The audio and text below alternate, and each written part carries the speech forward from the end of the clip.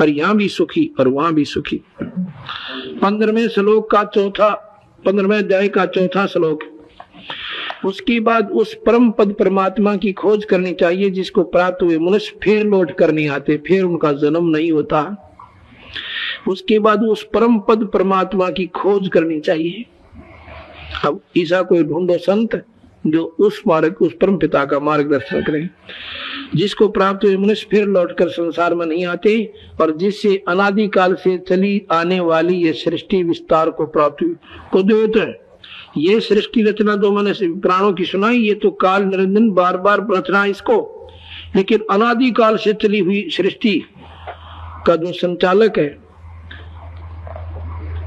अनादिकाल से चली आने वाली ये सृष्टि विस्तार को प्राप्त हुई उस आदि पुरुष परमात्मा के शरण में मैं हूँ, ऐसा विचार करते हुए और उस परमात्मा में लीन हो जाना चाहिए।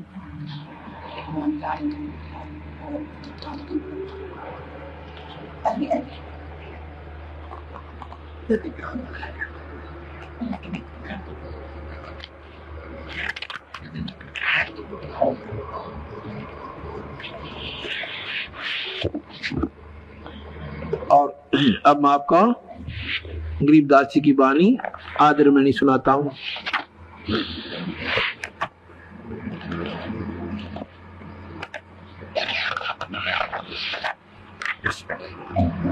अब जब तक हम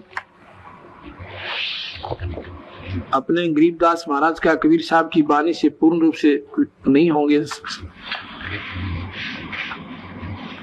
तो हमारा विश्वास कभी भी